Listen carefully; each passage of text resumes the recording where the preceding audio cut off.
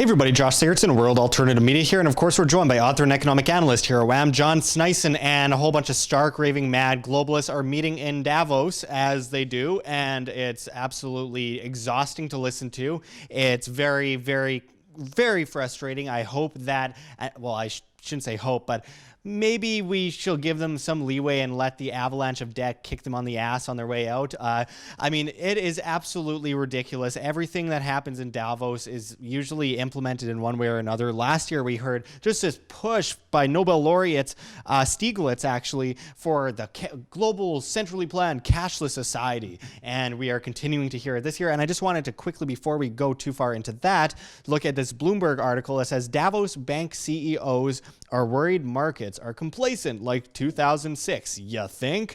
And going down into the article, it says Depression-era policy. And I quote, "I do feel it's a little bit like 2006 when we were all talking whether we've solved the riddle of economic crises," said Staley. "We've got a monetary policy that's still in the remnants of the Depression era. We've got very little capacity in the capital markets to deal with a real move in interest rates." So before we get into the cashless society, this kind of brings us into this realm. This interest rate issue is something that will branch over to that cashless realm out of desperation. So before we get into that, what do you think about what they are concerned about, you know, the guys that are creating the problem? Well, it's funny if you watch the article and if you watch the video in the article, you see our good friend Kenneth Rogoff there, which we talked several times about. Yeah, the main guy behind the cashless movement, the guy that created all these policies that we're seeing all around the world, you know, how to properly get out of cash and ban cash around the world.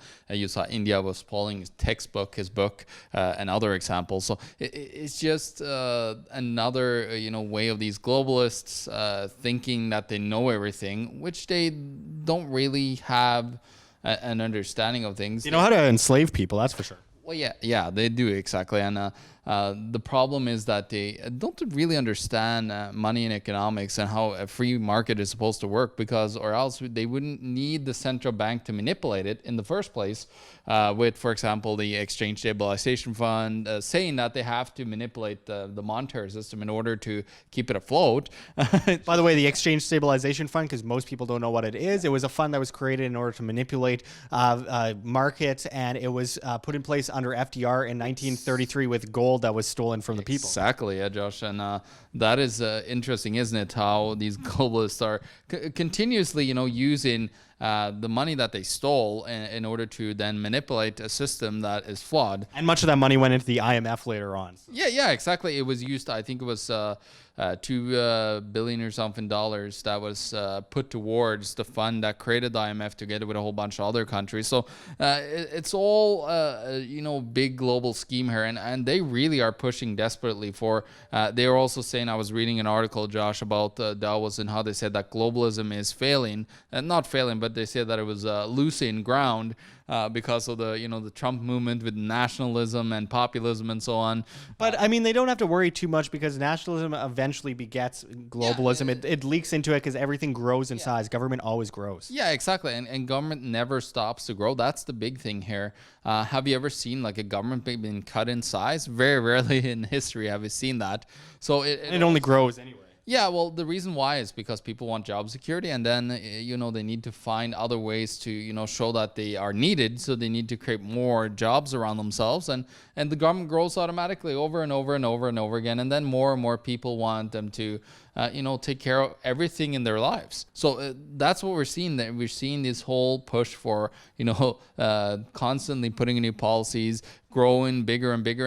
And as we are here, the regular populace, me and Josh, we should really have been in Switzerland, but it was a little bit too early for us to go there. I didn't know it was so soon. Mexico as well.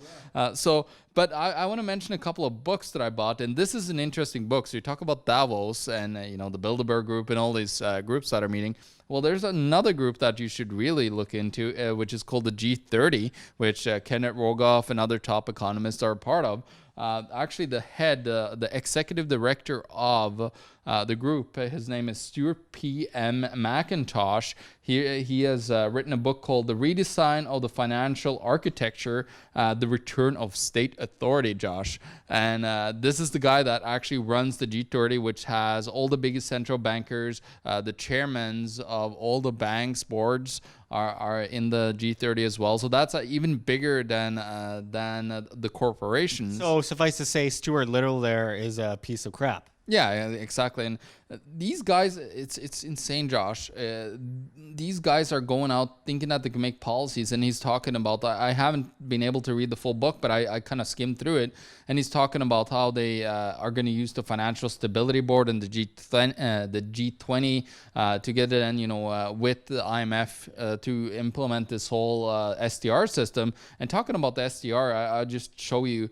An interesting book here. It was pretty pricey, but because it came out of the library, it wasn't, available to the general public.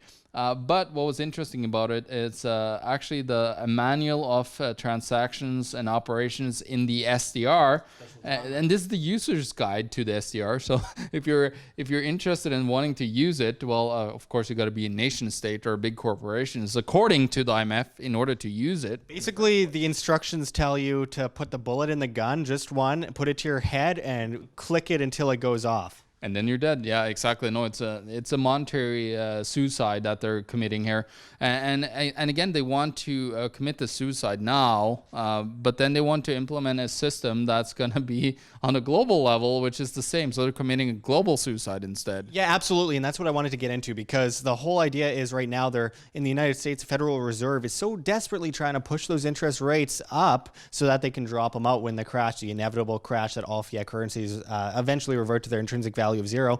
Eventually, that manipulation will cause a crash, so they will have to manipulate it more to stop the crash, which will cause a bigger crash later, which we've seen countless times before. But this time, the interest rates will go negative, and like we've seen in Sweden, where interest rates went negative, the cashless society comes afoot. And we're not talking about Bitcoin. We're not talking about Dash or EOS or Steam or something like that. We are talking about centralized, legal tender, digital cashless system. And this is so dangerous because, as we've gone into so many times before, if your money's in the bank, it's not yours, it's the bank's. And if your money's always going through the banks via digital transactions, legal tender laws, you never hold it in your hand, it's never your money, it's always the bank's, and you are essentially enslaved to the government and the banking system, which is exactly why we have to resist this at all costs, because this is centralization on crack, on steroids. We need to do everything we can to get as far away from the centralized grid as humanly possible, and this goes counter to the way that we should be heading to self-sustainability and financial responsibility. This cashless society is being pushed forward in places like China, in India, the two most populated countries on the planet, and most of all in Sweden. We've seen it in Canada. The M0 in the United States has shown a lot of signs to going in the direction of demonetizing as much of the circulation as possible. Yeah, and a lot of countries are doing the 2020 thing, where they're looking at going towards the cashless society in 2020. Norway has talked about it. Denmark has talked about it. A lot of other countries have talked about it. But I just couldn't stop but almost imagining when you said central banks on crack, I was thinking about Janet Yellen on crack. Janet Yellen, yeah. Well, I mean, she's probably at her share. Yeah, no, it's probably, especially heroin, which is very well used over there at Wall Street. And, of course, they're little central bankers, I'm pretty sure. Because, that's what it's all about. It's, making money and stealing as much money as they can from the populace. The whole idea of injecting heroin into the monetary system is to make everything feel nice and relaxed, chase the dragon for a little while until it all comes tumbling down. Exactly is right now. We're in this euphoric state where everybody's like, oh, great, the stock market is going up to record highs. My house is worth historically beyond anything that could ever imagine. And I feel so rich in my life and everything is wonderful. And then boom. Sounds like deja vu. Yeah, well, you get an overdose or you just, you probably injected too much, which they have, right? And then you just get an overdose and then you die.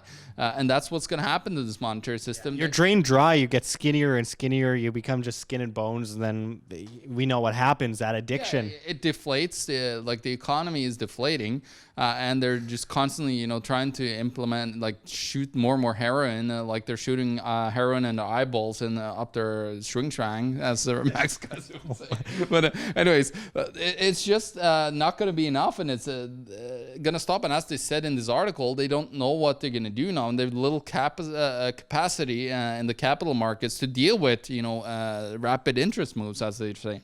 So I think it's coming to an end, this whole globalization, scheme. I think they're going to try to pull it off, though, Josh. I think they're going to push towards that when the crash comes, because, don't let a good crisis goes to waste, that Rahm Emanuel said, Yeah, well, let's also remember, though, that, they're manipulating gold and silver, too. They've been doing that for years, the banking system. And the fact of the matter is, none of this will really matter long term, because the banking system is going down. Actually, I've had a few arguments with none other than Bix Weir of Road to Ruta over the subject before, and he's pretty sure that the banking system will not survive this next big drop.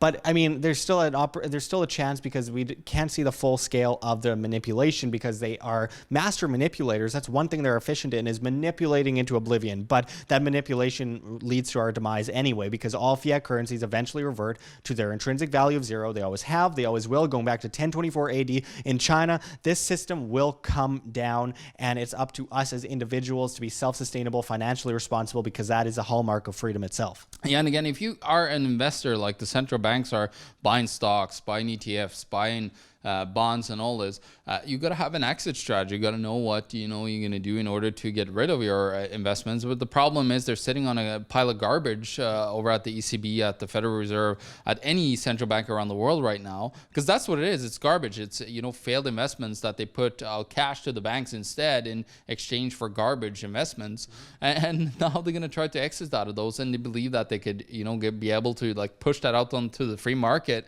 and the free market will buy this garbage. That's utterly BS, and it's not going to happen. It's like dreaming about rainbows and unicorns. It's utterly a fantasy, and it's nice to dream, but it's not going to happen. No, exactly. No, I think the world is getting to a place where we're actually seeing people waking more and more up. Talking about the Federal Reserve, I was listening to Jeff Berwick the other day at his Anarcast. Talking about back 15 years ago when he was talking about this stuff, when Ed was talking about it and so on, and people thought we were utterly insane. But now you're hearing more and more people say, oh yeah, the Federal Reserve, it's a private bank. We know that they're ripping us off. So I think more and more people are waking up to this, and more people are starting to see solutions, because we have talked about so many solutions here at WAM as well, because you can't just be a doom and gloomer without actually talking about what are we going to do when this is coming, because it will come. It's destined to happen. So that's why we coming up with all our solutions in order to protect yourself and actually don't feel so crazy and desperate as things are going to be, because it's not fun, living through a currency collapse. Absolutely, it's far from fun. And just as we always go into, that leads to me saying, food, water, shelter, self-defense. So you're not gathering things for the toughest guy on the block. Of course, tangible assets, gold, silver, of course, decentralized assets, Bitcoin, EOS, Steam, all these great cryptocurrencies. This is our opinion, not financial advice, but it's something that, it's a no-brainer. Go look into it yourself. Do your own due diligence. It's so important that you have control over your own portfolio. You have control over your own well-being. You have control over your own wealth. And I think that just goes to the whole point of freedom is intrinsic within us. And we must ensure that we as individuals manage our own freedoms and don't hand them to massive coercive collectives that will take them away, rip them up, and throw us into debt servitude and throw away every remnant of our humanity. So let's continue to stand up. Let's do everything we can, get educated so we can be the change we wish to see. So thanks for going into this with us, John. And until next time, this is Josh Sigurdson and John Sneisen signing out from World Alternative Media. Find the truth, be the change. Like what you see here at WAM? Don't forget to check the links below. GoFundMe, Patreon. We can't do it without you. Any donation is very much appreciated, especially as we are so overwhelmingly demonetized and censored by YouTube as the Anti-Defamation League comes in and flags all of our content as hate speech. You can also find me at Josh Sigurdson at steemit.com. That's steemit.com, the future of social media, where you get paid in the upvote of your post via Steem, the cryptocurrency. You can also find our Bitcoin address in the description and the comments below, as well as on the screen for you to scan if you please.